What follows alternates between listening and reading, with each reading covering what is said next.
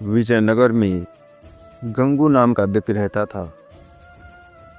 उसके बारे में कहा जाता था कि वो बड़ा ही मनहूस है और जो कोई भी सुबह सुबह उसकी शक्ल देख ले तो उसे दिन भर खाना नसीब नहीं होता।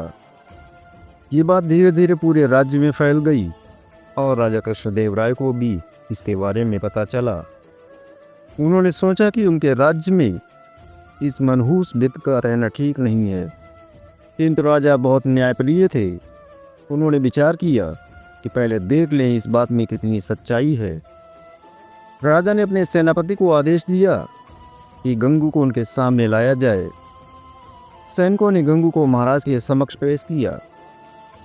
राजा कृष्णदेव राय जिस कमरे में सोते थे उसी में गंगू के लिए भी बिस्तर लगवाया गया और सुबह जब राजा सोकर उठे तो उन्होंने सबसे पहले गंगू का चेहरा देखा।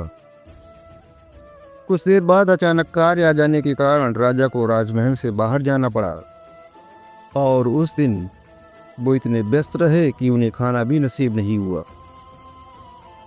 राजा कृष्णदेव राय को यकीन हो गया कि ये सब गंगू का चेहरा देखने के कारण हुआ है। राजा ने सोचा, जब इस व्यक्ति के कारण मुझे भोजन नसीब नहीं हुआ तो शहर के दूसरे लोगों के साथ क्या होता होगा। गुस्से में कृष्णदेव राय ने गंगू को फांसी पर लटकाने का आदेश दे दिया। ये बात पूरे राज्य में फैल गई कि कल गंगू को फांसी दी जाएगी। जब ये बात तेनालीराम को पता चली तो वे सारा माजरा समझ गए और तुरंत गंगू के पास पहुंचे। तेनालीराम को देखकर गंगू रोने लगा और तेनालीराम को पूरी बात बतलाई। तेनालीराम ने गंगू को सांत्वना देते हुए उससे कहा कि जैसा वो कहें गंगू को वैसा ही करना होगा। गंगू भी तेनालीराम की बात समझ गया। दूसरे दिन जब गंगू को फांसी दी जानी थी तभी गंगू से उसकी अंतिम इच्छा पूछी गई। गंगू बोला, मुझे महाराज से मिलकर कुछ बतलाना है, यही मेरी अंतिम इच्छा है। सैनिकों ने महाराज को गंगू की अंतिम इच्छा बतलाई। महाराज गंगू की अंतिम इच्छा पूरी करने के लिए उसके पास गए और बोले, बतलाओ गंगू, तुम्हें क्या बतलाना है। गंगू बोला, महाराज इस राज्य में एक व्यक्ति मुझसे भी ज़्यादा मनहूस है। पहले दंड उसे मिलना चाहिए, फिर मुझे। महाराज कृष्णदेव राय ने बड़े आश्चर्य से गंगू से पूछा, गंगू बतलाओ वो मनहूस व्यक्ति कौन है। गंगू बोला, महाराज वो मनहूस व्यक्ति कोई और नहीं बल्कि इस राज्य का राजा अर्थात आप हैं। ये सुनकर महाराज कृष्णदेव राय अत्यधिक क्रोधित हुए और बोले, जानते हो गंगू, तुम क्या बोल रहे हो, इसके बदले तुम्हें दंड भी मिल सकता है।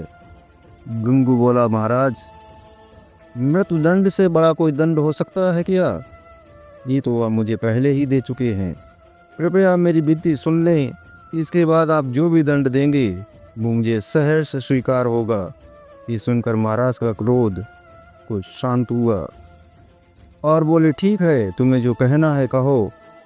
गंगू बोला, महाराज कल सुबह जब आपने मेरा चेहरा देखा तब आपको दिन भर भोजन नहीं मिला, तब आपने मुझे मनहूस समझकर मृत्युदंड दे दिया। ठीक उसी समय कल सुबह मैंने भी आपका चेहरा देखा था और मुझे फांसी की सज़ा मिल गई।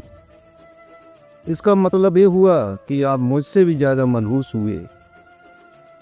महाराज कृष्णदेव राय को पूरी बात समझ आ गई और उन्हें अपने निर्णय पर पछतावा हो रहा था।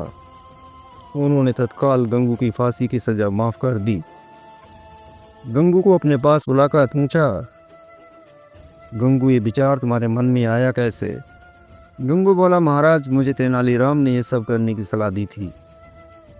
महाराज कृष्णदेव राय ने गंगू को बहुत सा दंड देकर विदा किया और तेनालीराम को बुलाकर उसका धन्यवाद दिया कि उनके कारण एक निर्दोष की जान बच गई और महाराज के हाथ से एक बहुत बड़ा पाप होने से बच गया। दोस्तों, कहानी पसंद आए तो इसे लाइक और शेयर करें।